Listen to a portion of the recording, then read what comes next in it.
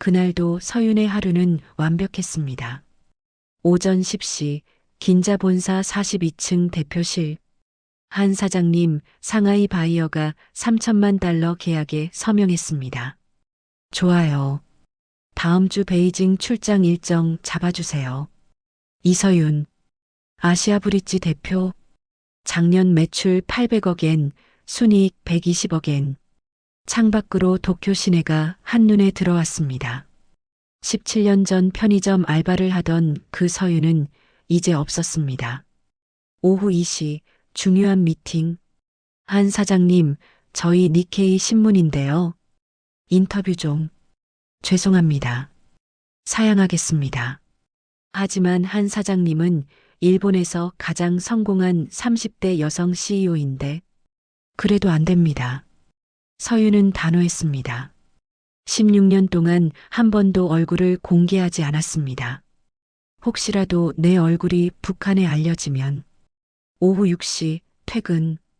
운전기사가 벤츠 S클래스를 타고 긴자 펜트하우스로 향했습니다. 47층 펜트하우스. 200평. 거실에는 이탈리아산 가죽 소파. 주방에는 최고급 독일 가전제품들. 침실에는 킹사이즈 침대. 하지만 텅 비어 있었습니다. 서윤은 냉장고를 열었습니다. 편의점 도시락 하나. 오늘도 혼자 먹는 간단한 식사가 그녀에게는 일상이 되었습니다. 2천억 자산가.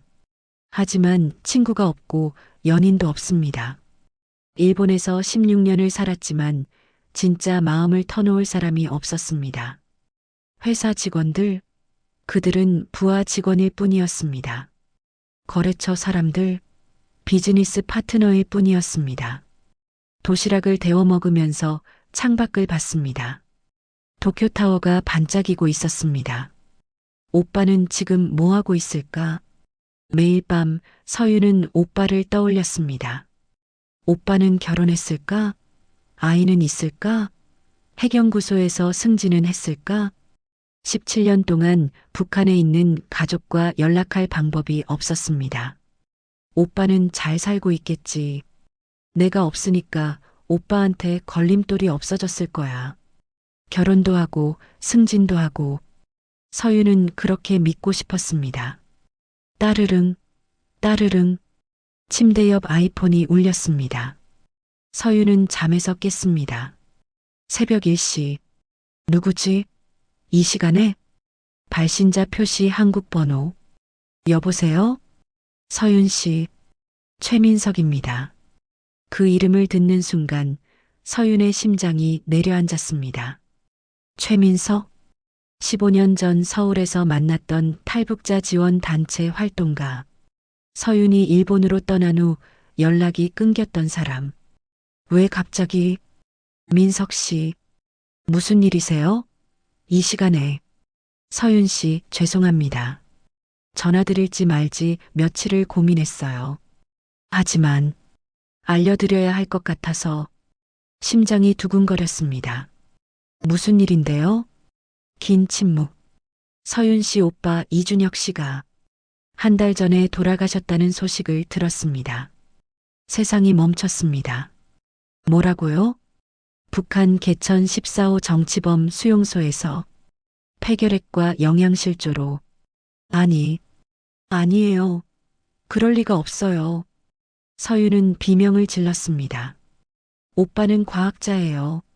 김책공대 나온 물리학자라고요. 왜 오빠가 정치범 수용소에 있어요? 서윤 씨가 탈북하신 후 연좌제로 수용소에 보내졌답니다. 연좌제? 네. 2003년부터 15년간 수용소에 계셨던 것 같습니다. 15년. 그 숫자가 서윤의 머릿속에서 폭발했습니다. 서윤은 그대로 침대에서 미끄러져 바닥에 주저앉았습니다. 15년? 오빠가 15년 동안 수용소에. 네. 아니야. 이건 꿈이야. 전화기 너머로 최민석의 목소리가 들렸습니다. 서윤 씨. 그리고 오빠분이 마지막으로 편지를 남기셨다고 합니다. 편지요? 수용소에서 같이 있다가 출소한 탈북자가 중국으로 가져왔답니다. 지금 단둥에 있어요. 서윤의 손이 떨렸습니다. 그 편지, 뭐라고 써 있대요? 저도 내용은 모릅니다. 직접 가서 받아야 해요. 민석 씨, 저 지금 당장 중국으로 갑니다. 서윤 씨, 너무 위험합니다. 단둥은 지금 북한 공작원들이 많아졌어요. 특히 탈북자는 상관없어요. 오빠의 마지막 말을 제가 직접 들어야 해요. 전화를 끊고 서윤은 멍하니 앉아 있었습니다. 오빠가 15년 동안 수용소에 있었다고? 내가 오빠를 죽인 거야. 오빠를 살리려고 탈북했는데 그 때문에 오빠가 수용소에 갔다고? 17년 전 그날이 떠올랐습니다. 두만강을 건너던 그 새벽. 오빠, 이게 오빠를 위한 길이야. 그렇게 믿었습니다.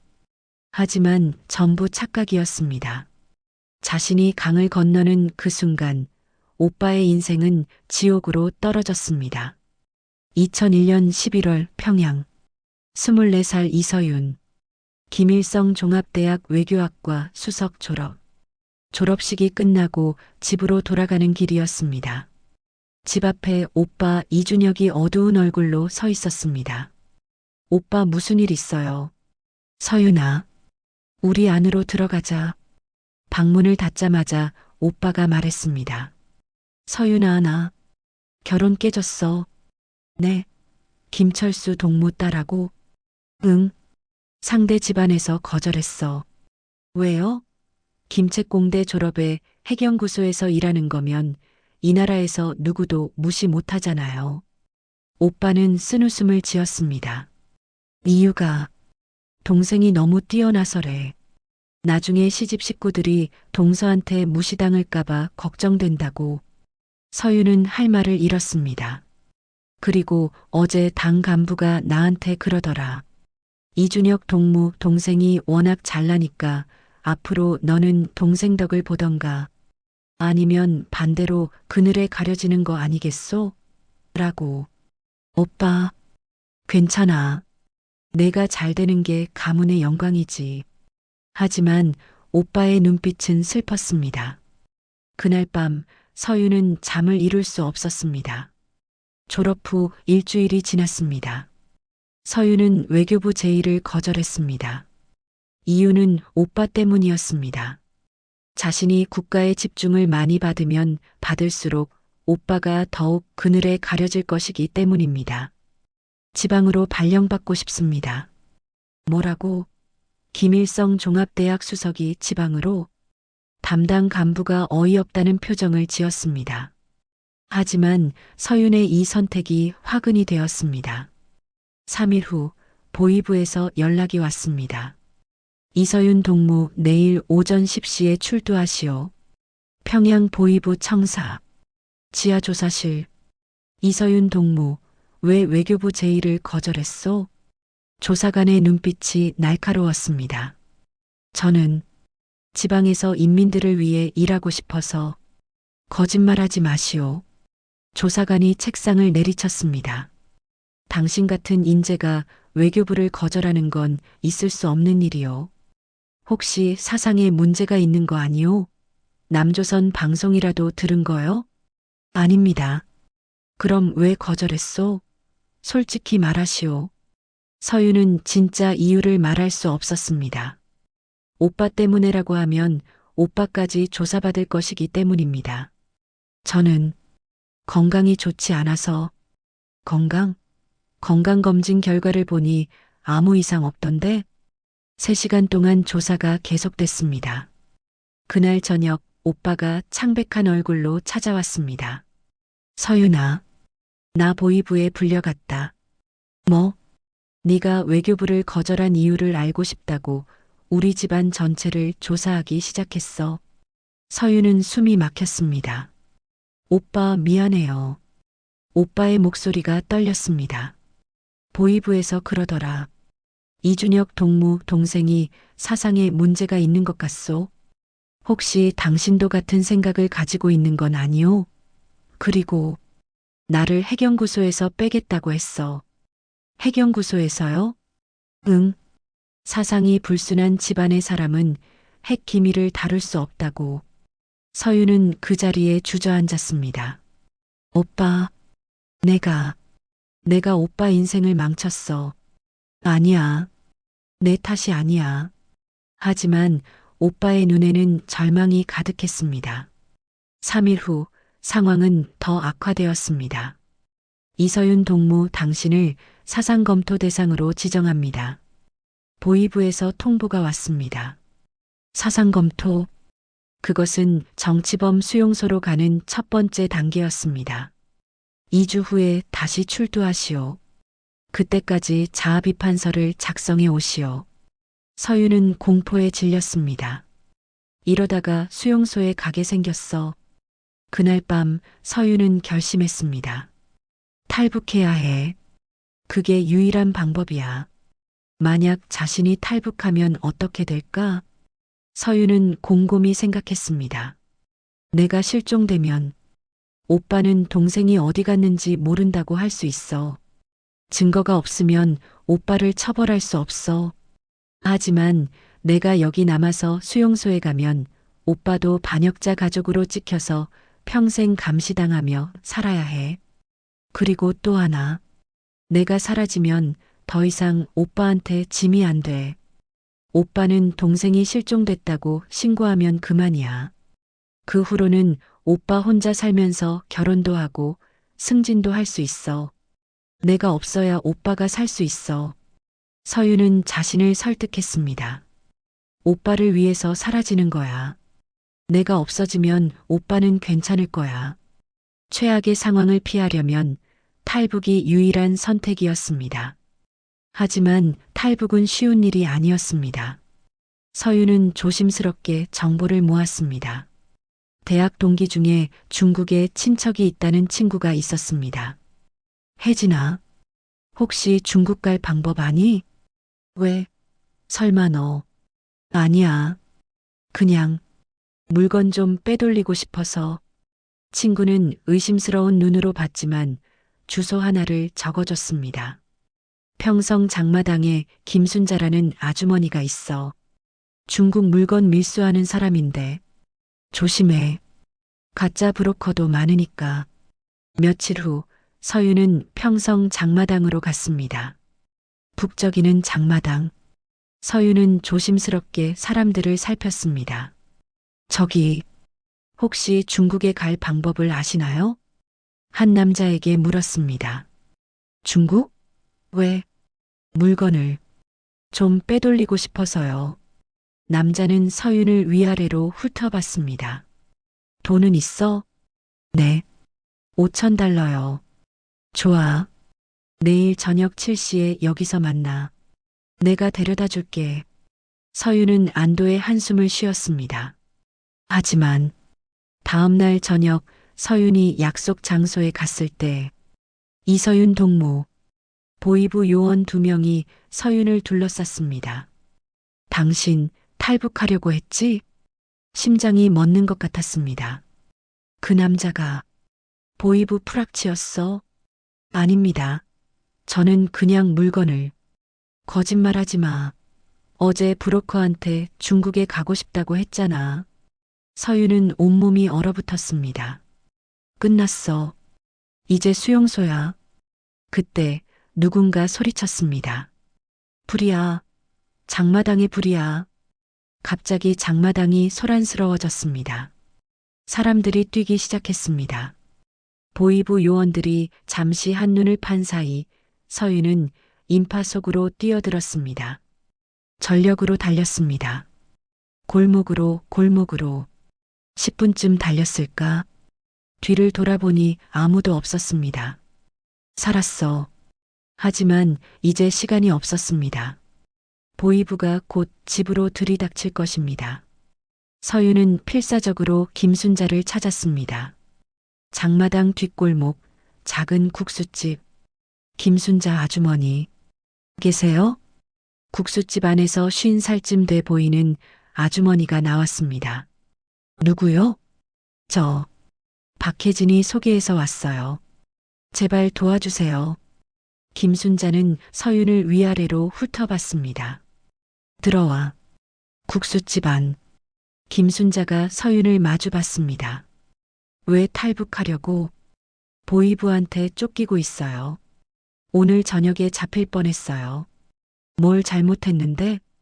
서윤은 모든 걸 털어놓았습니다. 김일성 종합대학 졸업, 외교부 거절, 보이부 조사, 오빠의 위기. 김순자는 한참을 듣더니 고개를 끄덕였습니다. 알겠어. 정말요? 대신 조건이 있어. 돈만 달러. 10,000달러요. 싫으면 그만둬. 어차피 내일이면 보이부가 널 잡을 거야. 서윤에게는 선택의 여지가 없었습니다. 알겠어요. 드릴게요. 좋아. 그리고 하나 더. 절대 가족한테 말하면 안 돼. 오빠한테도. 왜요? 오빠가 알면 막을 거 아니야. 그리고 오빠한테 말하면 나중에 보이부가 조사할 때 오빠가 거짓말을 해야 하잖아. 근데 거짓말하다 걸리면 오빠도 끝이야. 내가 정말 오빠를 살리고 싶으면 아무 말 없이 사라져. 그래야 오빠가 진심으로 나는 몰랐다고 말할 수 있어. 서윤은 고개를 끄덕였습니다. 맞아. 오빠가 정말 모르면 오빠는 괜찮을 거야. 내가 실종됐다고 신고하면 그만이지. 그 후로는 오빠 혼자 잘 살 수 있을 거야. 알겠어요. 좋아. 3일 후 11월 15일. 온성에서 만나. 그때까지 살아있으면. 집으로 돌아온 서윤. 보이부가 아직 오지 않은 게 다행이었습니다. 서윤은 급하게 짐을 쌌습니다. 달러, 여권, 최소한의 옷, 그리고 오빠에게 전화했습니다. 오빠, 저 지방 발령 났어요. 내일 아침에 청진으로 떠나요. 청진? 갑자기? 네. 보이부에서 그러라고 해서요. 사상검토 대신 지방에서 혁명화하라고. 서윤아, 오빠 걱정 마세요. 청진 가서 열심히 일하면 금방 돌아올 수 있을 거예요. 거짓말이었습니다. 하지만 오빠를 살리려면 이 거짓말이 필요했습니다. 오빠, 항상 건강하세요. 너도 청진 가서 편지 써. 네. 전화를 끊고 서윤은 눈물을 흘렸습니다. 오빠 미안해. 하지만 이게 오빠를 살리는 유일한 방법이야. 온성군 두만강변. 새벽 2시. 김순자 아주머니가 속삭였습니다. 저기 보이는 불빛 사이로 뛰어. 20초 안에. 그리고 강물에 뛰어들어. 헤엄쳐서 저 건너편까지. 알겠습니다. 잡히면 끝이야. 총 맞거나 수용소 가는 거야. 알아요. 서윤은 심호흡했습니다. 마지막으로 평양 쪽을 돌아봤습니다. 오빠 미안해. 지금 서윤은 달렸습니다. 거기서 뒤에서 보초병의 고함. 탕, 탕. 총소리가 들렸지만 멈출 수 없었습니다. 강물에 뛰어들었습니다. 11월의 두만강. 물 온도는 2도. 온몸이 얼어붙는 것 같은 고통이었으나 팔을 저었습니다. 강폭 100m, 5분, 10분. 온몸이 마비되는 것 같았습니다. 하지만 포기할 수 없었습니다. 드디어 반대편 중국 땅에 손이 닿았습니다. 빨리. 중국 쪽 브로커가 손을 잡아당겼습니다. 됐어. 이제 살았어. 서윤은 그 자리에 쓰러졌습니다. 의식이 흐려졌습니다. 눈을 떴을 때 낯선 중국 조선족 마을의 작은 방이었습니다. 일어났어요? 조선족 아주머니가 옆에 앉아 있었습니다. 여기가 중국 연변. 3일 동안 의식 없었어요. 저체온증으로. 서윤은 천천히 몸을 일으켰습니다. 그 후 2주 동안 중국에 숨어 있다가 한국 선교단체의 도움으로 한국행 비행기를 탔습니다. 인천공항에 내린 순간 자유가 무엇인지 알게 되었습니다. 하지만 곧 현실을 마주했습니다. 하나원 교육 3개월 후 서울 양천구 작은 임대형 아파트를 얻었습니다. 여기저기서 연락이 오기 시작하는데 이서윤 씨, 국정원에서 북한 분석 업무를, 조선일보 탈북 전문 기자로, 경찰청에서. 하지만 서윤은 모두 거절했습니다. 얼굴이 공개되면 오빠가 위험해져. 국정원? 경찰? 북한이 가장 싫어하는 곳이잖아. 만약 내가 거기서 일한다는 게 알려지면. 하지만 일반 회사는 탈북자를 원하지 않았습니다. 죄송합니다. 경력이 없으시네요. 탈북자는 저희가 채용이 어렵습니다. 김일성 종합대학이요? 그거 한국에서는 학력으로 인정 안 됩니다. 계속 탈락했습니다. 결국 서윤이 얻은 일자리는 강남 골프 연습장 카운터 알바였습니다. 시급 4,500원. 야, 새로 오네. 골프공 좀 더 갖다 줘. 50대 남자 손님이 서윤을 불렀습니다. 네, 금방 가져다 드릴게요. 너 말투 좀 이상한데? 어디서 왔어? 북한에서 왔습니다. 아, 탈북자? 그래서 여기서 일하나 보네. 에휴, 불쌍하게. 김일성한테 속아 살다가 이제 자유 찾았네. 김일성 종합대학 수석. 4개 국어구사. 외교관 꿈. 하지만 여기서는 그저 불쌍한 탈북자일 뿐이었습니다. 이서윤 씨, 다시 한번 제안드립니다. 국정원에서 일하시면 익명을 보장. 지속적으로 전화가 왔습니다. 이서윤 씨 오빠분이 북한에 계신다는 거 알고 있습니다. 저희가 안전을 보장해 드리겠습니다. 안전? 정말 안전할까? 만약 실수로 신원이 노출되면 오빠는 어떻게 되는 거지?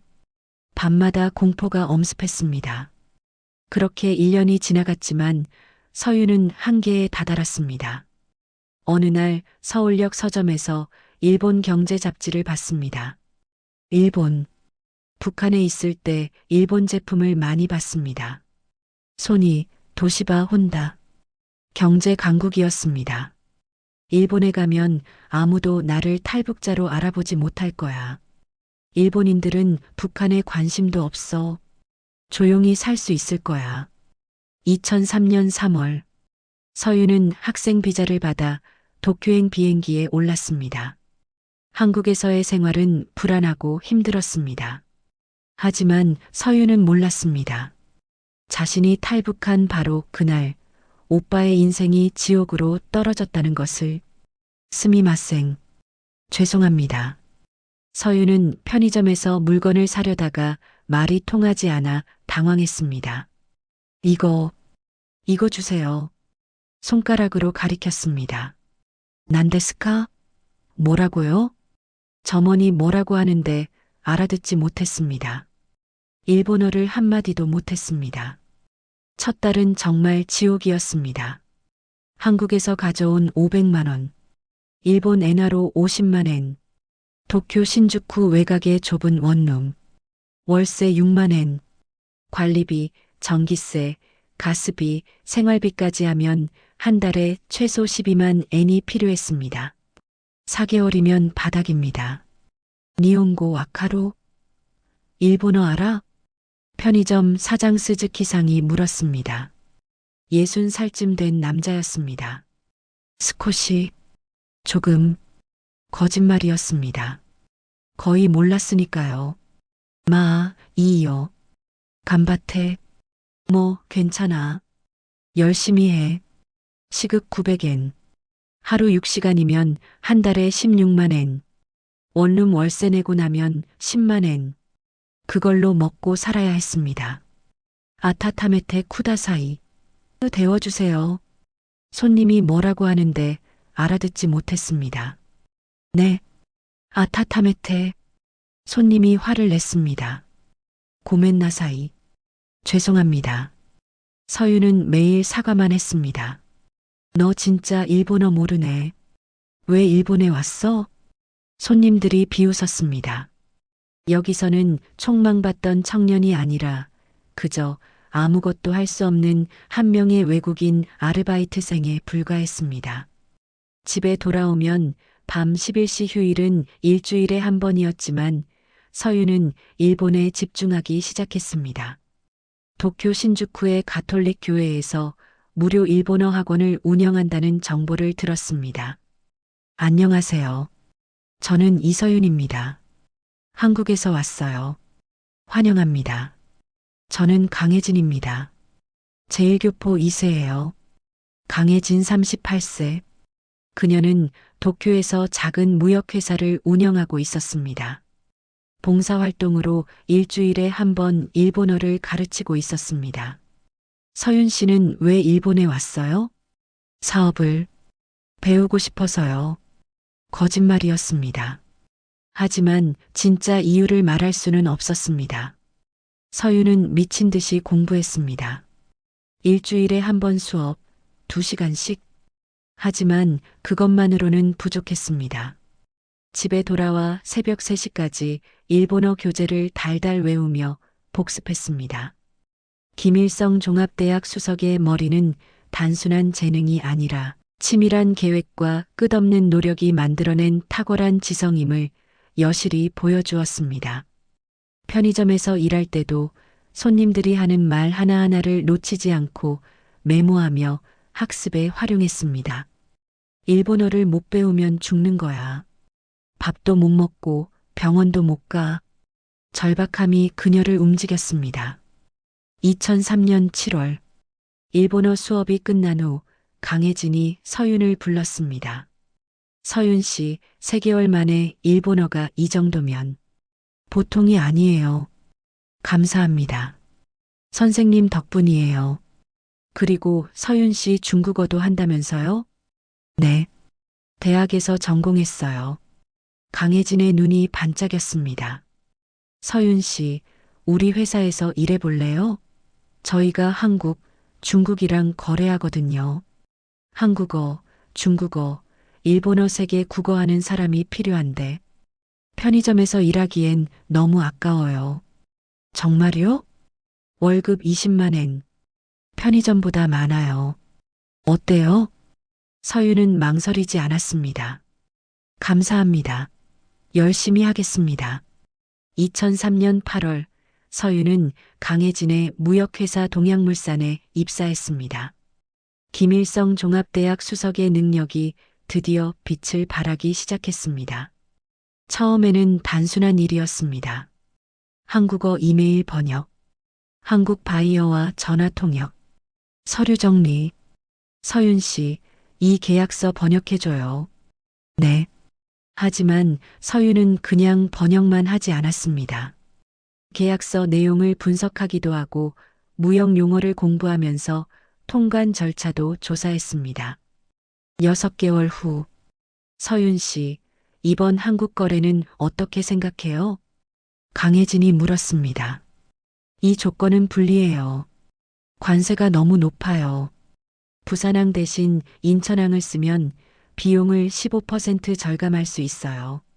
강혜진이 눈을 크게 떴습니다. 서윤 씨, 어떻게 그런 걸 알아요? 자료조사를 해봤습니다. 그리고 서윤에게는 숨겨진 무기가 있었습니다. 중국어. 김일성 종합대학에서 중국어를 전공했습니다. 회화는 물론 비즈니스 중국어까지 완벽했습니다. 2003년 말 강혜진이 서윤에게 부탁했습니다. 서윤 씨, 다음 주에 중국 바이어가 오거든요. 통역 좀 도와줄 수 있어요? 네, 물론이죠. 미팅 당일, 서윤은 단순히 통역만 하지 않았습니다. 사장님, 이 조건은 우리한테 불리해요. 관세율이 바뀌어서 FOB 조건보다 CIF가 나아요. 강혜진이 놀랐습니다. 서윤 씨, 그걸 어떻게 알아요? 어제 중국 관세청 홈페이지 확인했어요. 그 미팅에서 계약 조건이 20% 개선됐습니다. 그 후로 서윤은 중국 관련 업무를 점점 더 맡게 됐습니다.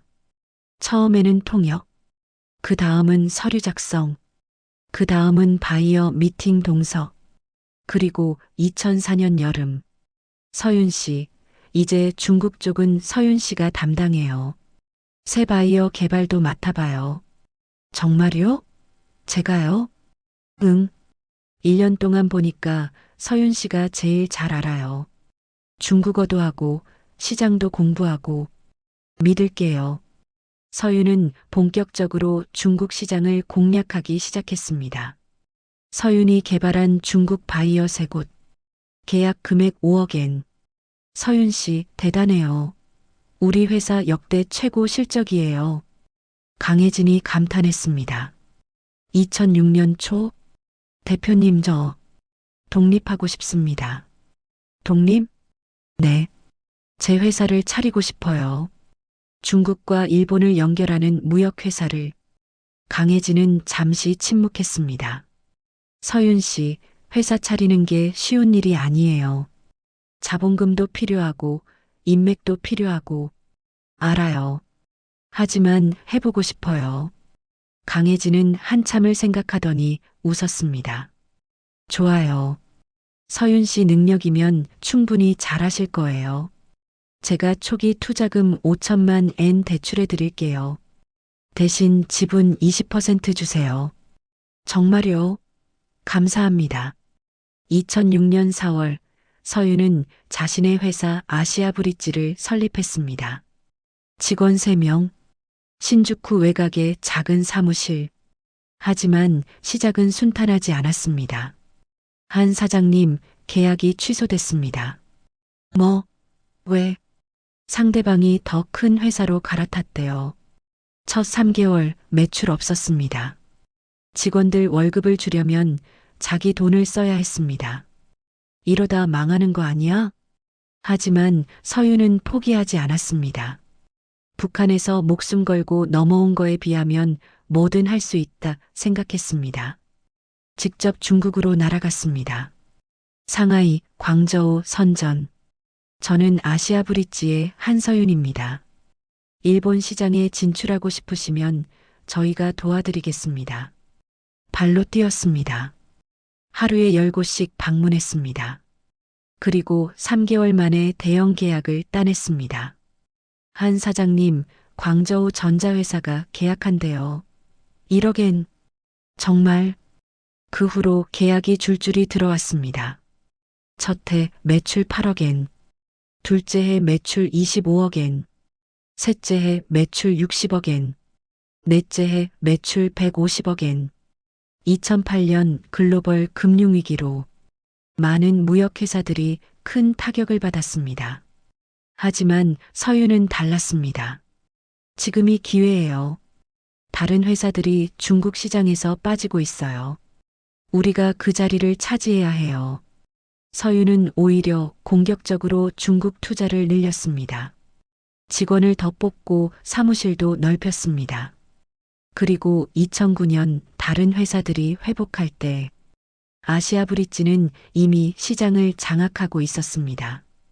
2010년 매출 300억엔, 2012년 매출 500억엔, 2014년 매출 700억엔, 2015년 3월 아시아브릿지는 도쿄 증권거래소 2부에 상장했습니다.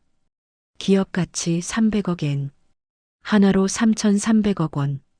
서윤의 개인 지분은 60%, 180억엔, 하나로 2천억 원. 30대 여성으로 서윤은 일본 경제계의 신화가 되었습니다. 제1교포 여성사업가, 일본 무역업계 휩쓸어 30대 여성 CEO, 연매출 800억엔 돌파. 일본 경제신문들이 서윤을 주목했습니다. 한 사장님, 니케이 신문에서 인터뷰 요청이. 안 됩니다. 아사히 TV에서. 안 됩니다. 서윤은 절대 인터뷰를 하지 않았습니다. 절대 얼굴을 공개하지 않았습니다. 혹시라도 내 얼굴이 북한에 알려지면. 오빠. 16년이 지났지만 서윤은 한 번도 오빠를 잊은 적이 없었습니다. 하지만 서윤은 늘 혼자였습니다. 연인은 물론이고 친구도 없고 마음을 나눌 사람도 없었습니다. 누군가를 사귀려 해도 과거를 숨겨야 했기 때문에 깊은 관계를 맺을 수 없었습니다.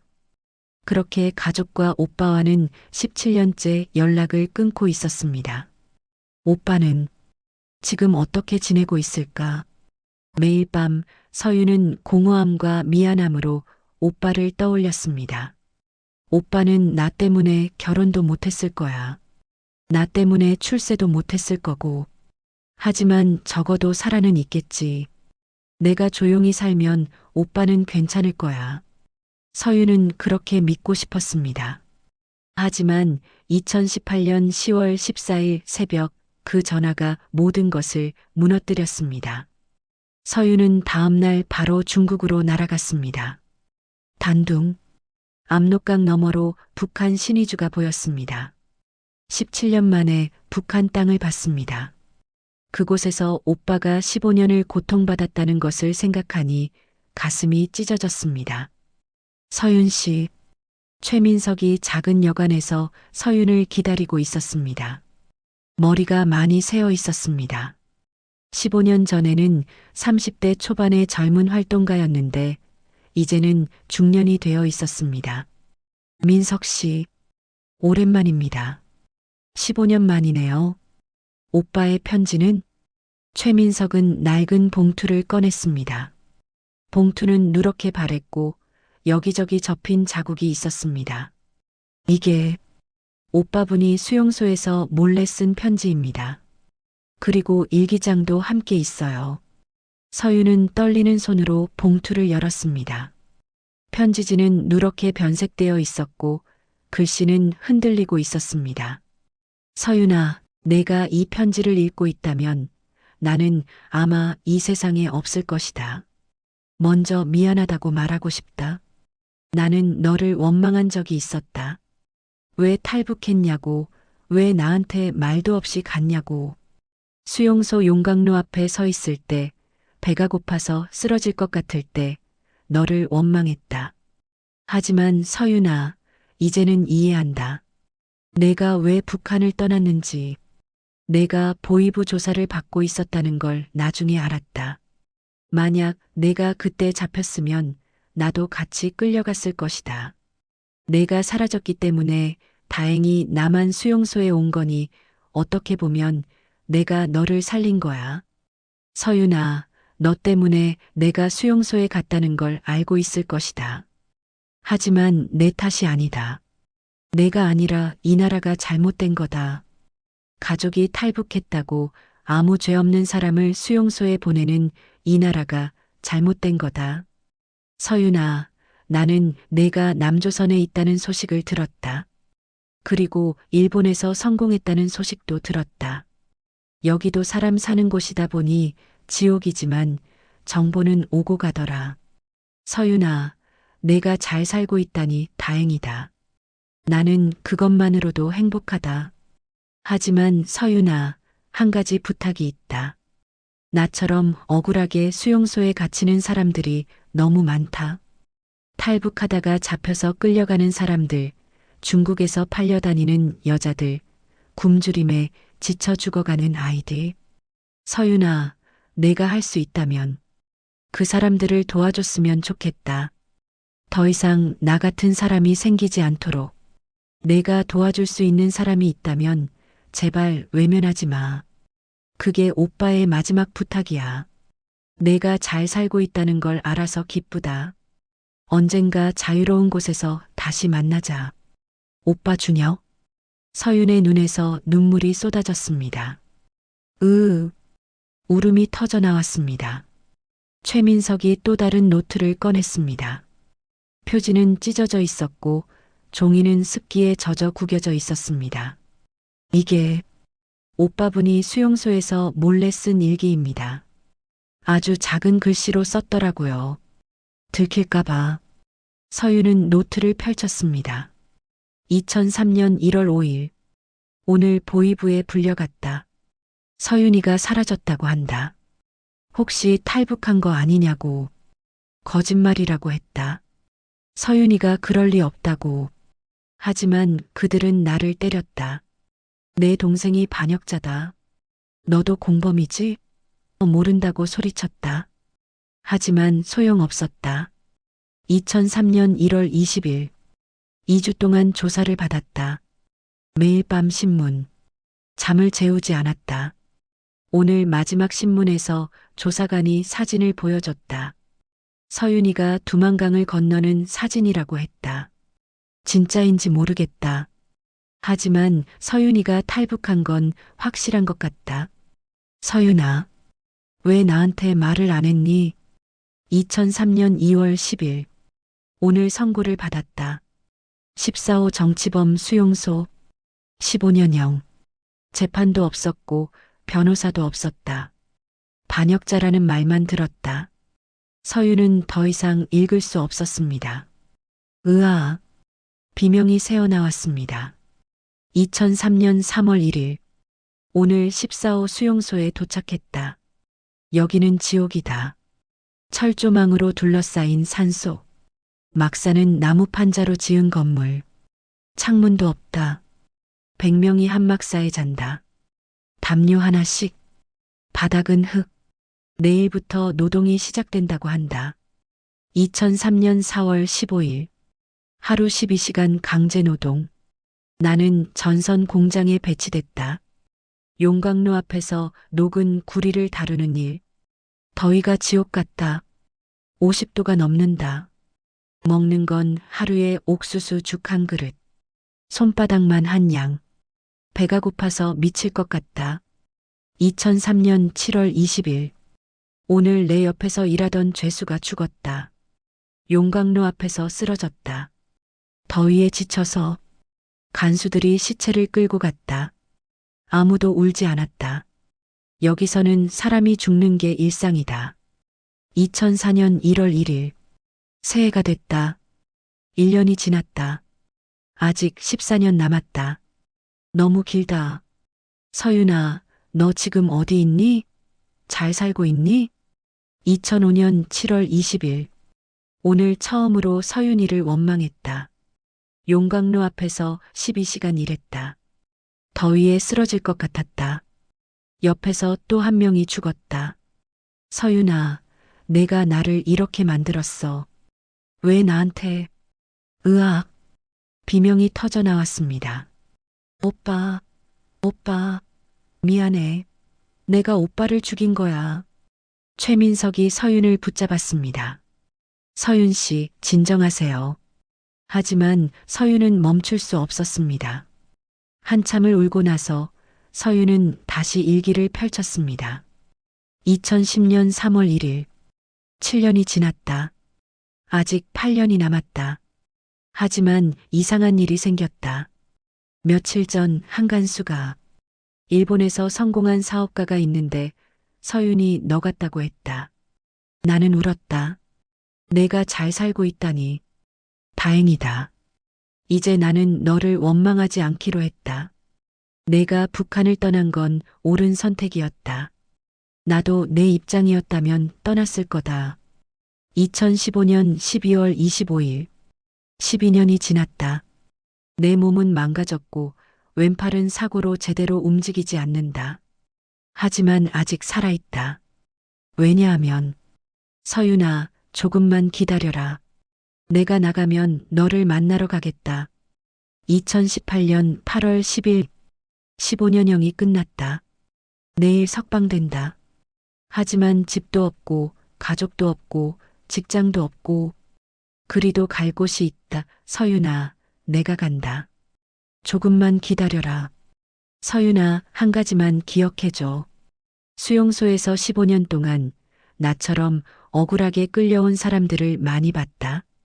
아무 죄도 없이 가족이 탈북했다는 이유로, 나만 방송을 봤다는 이유로, 그냥 누군가 신고했다는 이유로. 혹시 내가 도와줄 수 있는 사람이 있다면 제발 외면하지 마.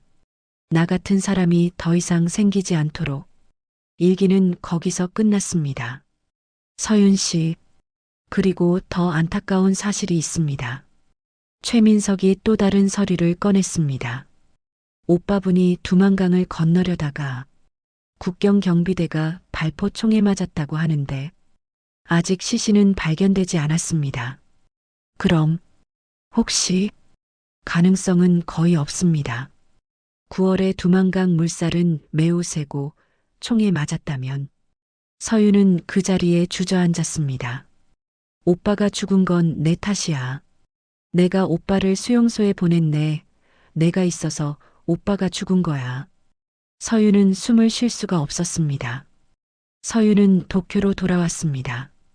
하지만 이전의 서윤이 아니었습니다. 매일 밤 오빠의 일기가 떠올랐습니다. 서윤아, 내가 나를 이렇게 만들었어. 아, 악몽에서 깨어나 비명을 질렀습니다. 한 사장님, 상하이 미팅 준비됐습니다. 취소해요.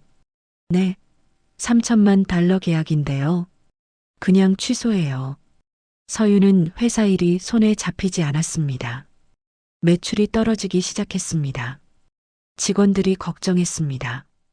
한 사장님, 요즘 왜 그러세요? 서윤은 아무 말도 하지 않았습니다. 어느 날 저녁 강혜진이 서윤의 펜트하우스를 찾아왔습니다. 서윤 씨, 무슨 일 있어요? 회사 사람들이 다 걱정하고 있어요. 대표님, 서윤은 그제야 모든 걸 털어놓았습니다.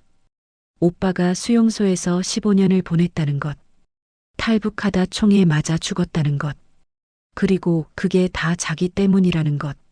내가 오빠를 죽인 거예요. 내가 탈북했으니까 오빠가 수용소에 갔고, 내가 있으니까 오빠가 탈북하려다 죽은 거예요. 강혜진은 한참 동안 서윤의 말을 들었습니다. 서윤 씨, 오빠분이 편지에서 뭐라고 했어요? 내 탓이 아니다. 이 나라가 잘못된 거다. 그럼 오빠분은 서윤 씨를 용서한 거잖아요. 하지만 저는 제 자신을 용서할 수가 없어요. 강혜진이 서윤의 손을 잡았습니다. 서윤 씨, 오빠분이 마지막으로 뭘 부탁했어요? 도와줄 수 있는 사람이 있으면 외면하지 말라고. 그럼 오빠분이 원한 건 서윤 씨가 죄책감에 빠져 사는 게 아니잖아요. 오빠분이 원한 건 서윤 씨가 누군가를 돕는 거였잖아요. 서윤은 고개를 들었습니다. 누군가를 돕는다. 네. 서윤 씨가 도울 수 있는 사람이 분명 있을 거예요. 몇 달이 지났습니다. 서윤은 다시 일을 시작했습니다. 하지만 여전히 가슴 한편이 무거웠습니다. 2019년 3월 중국 선양으로 출장을 갔습니다. 무역 바이어를 만나기 위해서였습니다. 미팅을 마치고 호텔로 돌아가는 길, 어두운 골목에서 소란이 들렸습니다. 제발요. 저 좀 살려주세요. 젊은 여자의 비명이었습니다. 서윤은 발걸음을 멈췄습니다. 무슨 일이지? 골목 안을 들여다봤습니다. 두 남자가 젊은 여자를 끌고 가고 있었습니다. 조용히 해. 소리 지르면 죽여버린다. 아저씨, 제발요. 저 한국 가기로 했잖아요. 한국? 너 같은 애가 무슨 한국이야. 농촌으로 팔려갈 거야. 여자는 20 초반으로 보였습니다. 창백한 얼굴, 말라빠진 몸, 그리고 말투, 북한 말투였습니다. 서윤의 가슴이 뛰었습니다. 17년 전의 나야. 서윤은 뒤돌아 가려다가 멈췄습니다. 오빠의 목소리가 들리는 것 같았습니다. 서윤아, 내가 도와줄 수 있는 사람이 있다면 제발 외면하지 마. 서윤은 주머니에서 지갑을 꺼냈습니다. 그리고 골목 안으로 걸어 들어갔습니다. 저기요. 남자들이 돌아봤습니다. 뭐야? 그 여자 얼마예요?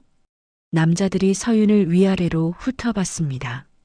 명품 코트, 롤렉스 시계, 구찌 가방. 당신이 왜요? 내가 살게요. 얼마예요? 3만 위안.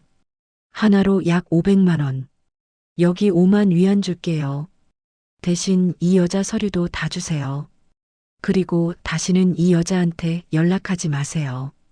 남자들은 서로 눈치를 봤습니다. 좋아요.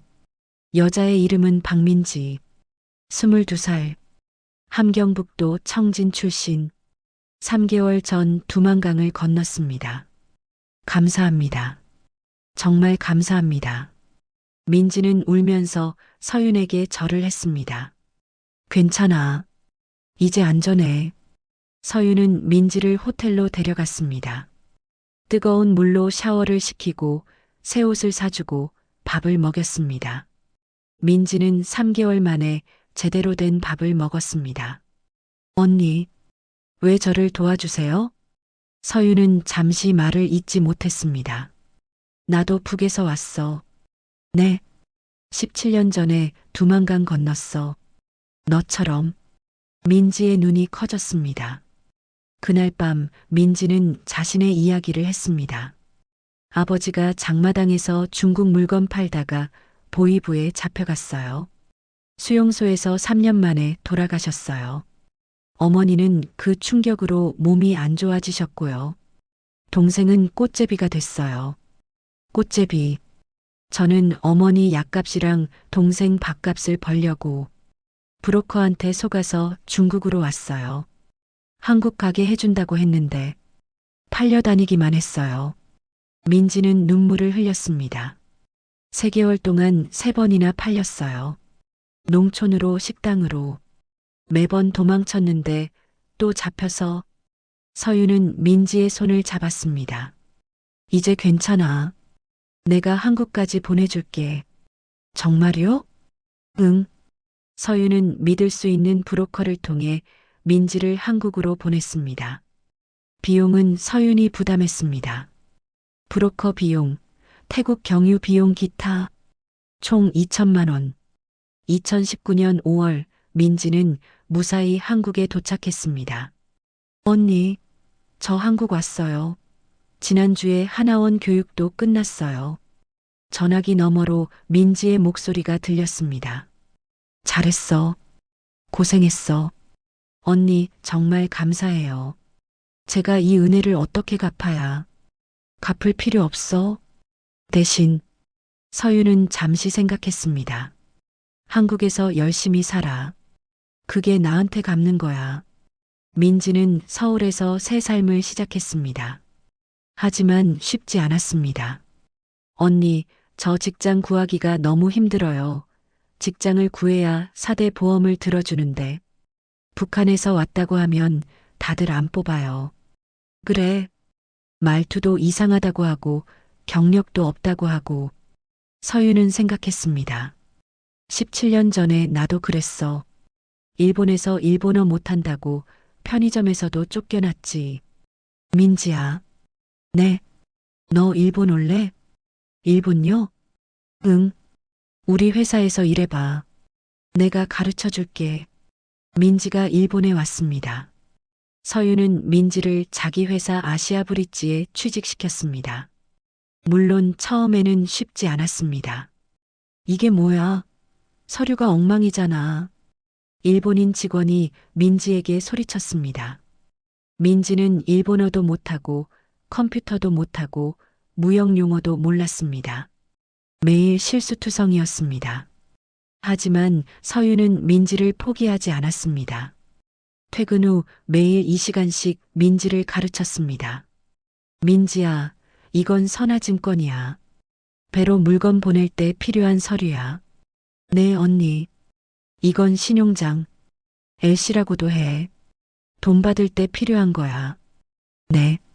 민지는 열심히 배웠습니다. 밤새 공부했습니다. 언니처럼 되고 싶어요. 저도 성공하고 싶어요. 서윤은 17년 전에 자기를 보는 것 같았습니다. 편의점에서 쫓겨나고 강혜진 선생님한테 일본어 배우고 무역회사에서 밑바닥부터 시작했던 그때. 그리고 서윤은 민지에게 중국어를 가르치기 시작했습니다.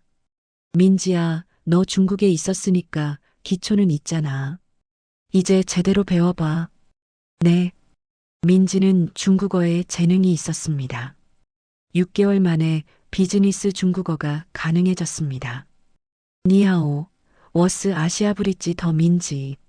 서윤은 흐뭇하게 웃었습니다. 2년이 지났습니다. 민지는 완전히 달라져 있었습니다. 일본어 능통, 중국어 능통, 무역 실무 완벽. 한 사장님, 민지 씨가 실적이 좋아지네요. 그래요? 네. 중국 바이어 세 곳 새로 계약했어요. 5억엔. 서유는 웃었습니다. 역시 민지야. 2022년. 서유는 민지를 불렀습니다. 민지야. 네, 사장님. 상하이 지사장 해볼래? 민지의 눈이 커졌습니다. 저요? 제가요? 응. 내가 제일 적임자야. 중국어도 잘하고 바이어들한테 인기도 많고. 민지는 울컥했습니다. 사장님, 제가 문슨 지사장이에요. 너는 바닥을 알잖아. 바닥을 아는 사람이 제일 강해. 민지는 눈물을 흘렸습니다. 감사합니다, 사장님. 2023년. 민지가 상하이에서 전화를 했습니다. 사장님, 저 오늘 탈북자 한 명 구했어요. 뭐? 중국에서 팔려다니던 21살 여자예요. 제가 브로커한테 돈 주고 데려왔어요. 한국 보내줄 거예요. 서유는 전화기를 들고 한참 말을 잇지 못했습니다. 민지야, 언니가 저한테 해준 것처럼 저도 누군가한테 해주고 싶었어요. 언니가 저 안 구해줬으면 저 아직도 팔려다니고 있었을 거예요. 아니면 죽었을 거예요. 서윤의 눈에서 눈물이 흘렀습니다. 잘했어, 민지야. 정말 잘했어. 오빠가 죽은 지 5년이 되는 날, 서윤은 도쿄의 작은 절에서 제사를 지냈습니다. 오빠 사진 앞에 밥과 국을 차렸습니다. 오빠, 서윤은 오빠 사진을 바라봤습니다. 오빠, 나 오빠 부탁대로 했어. 외면하지 않았어. 민지라는 애가 있는데 내가 데려다 키웠어. 지금은 우리 회사 중국 지사장이야. 그리고 그 애도 다른 아이를 돕기 시작했어. 오빠, 나 이제 알 것 같아. 오빠가 나한테 왜 그런 부탁을 했는지. 서유는 눈물을 닦았습니다. 오빠는 내가 죄책감에 갇혀 살길 원한 게 아니었지. 오빠는 내가 누군가를 도우면서 살길 원했던 거지. 서유는 오빠 사진 앞에 절을 했습니다. 오빠, 나 이제 나를 용서할게. 나 때문에 오빠가 수용소에 간 건 맞아. 하지만 그건 내 잘못이 아니었어. 그건 사람을 가두고 죽이는 그 나라가 잘못한 거였어. 오빠가 나를 용서한 것처럼 나도 나를 용서할게. 서유는 5년 만에 처음으로 마음이 가벼워지는 것을 느꼈습니다. 그때 문이 열렸습니다. 언니, 민지였습니다. 상하이에서 왔습니다. 민지야, 왜 여기? 오늘이 오빠분 기일이잖아요. 저도 인사드리고 싶어서요. 민지는 오빠 사진 앞에 절을 했습니다. 오빠분, 안녕하세요. 저는 박민지예요. 언니가 제 목숨을 구해줬어요. 저는 언니한테 다 들었어요. 오빠분이 수용소에서 15년 동안 고생하셨다는 것도요. 그리고 마지막에 도와줄 수 있는 사람이 있으면 외면하지 말라고 하셨다는 것도요. 오빠분, 언니가 그 부탁 지켰어요. 저를 도와줬어요. 그래서 저도 다른 사람을 돕고 있어요. 감사합니다. 그런 언니를 남겨주셔서요. 민지가 절을 마치고 일어났습니다. 서유는 민지를 껴안았습니다. 고마워, 민지야. 저야말로요, 언니. 2025년. 서윤과 민지. 두 사람은 지금도 함께 일하고 있습니다. 아시아 브릿지는 연매출 1,000억엔을 돌파했습니다. 그리고 서윤과 민지는 지난 6년 동안 12명의 탈북자를 도왔습니다. 그중 3명은 지금 아시아 브릿지에서 일하고 있습니다. 어느 날 민지가 서윤에게 물었습니다. 언니, 힘들지 않아요? 탈북자 돕는 거 뭐냐, 지난번에 정숙이 아줌마한테는 배신도 당했잖아요. 서윤은 웃었습니다. 힘들지. 돈도 많이 들고 시간도 많이 들고 가끔 마음도 아프고. 그런데 왜 계속해요? 서윤은 창밖을 바라봤습니다. 오빠가 나한테 해준 것처럼 나도 누군가한테 해주고 싶어서. 그리고 민지 너처럼 잘 자라는 사람들 보면 그게 내 보상인 것 같아. 그날 저녁, 서유는 펜트하우스에서 창밖을 바라봤습니다. 도쿄타워가 반짝이고 있었습니다. 22년 전 두만강을 건너던 그날이 떠올랐습니다. 그때는 혼자였습니다. 하지만 지금은 혼자가 아닙니다. 민지가 있습니다. 그리고 민지가 도운 사람들이 있습니다. 서유는 오빠 사진을 봤습니다. 오빠, 나 이제 괜찮아. 오빠가 원했던 대로 나 잘 살고 있어. 그리고 오빠가 부탁한 대로 외면하지 않고 있어. 오빠 고마워. 서유는 웃었습니다. 22년 만에 처음으로 진심으로 웃었습니다.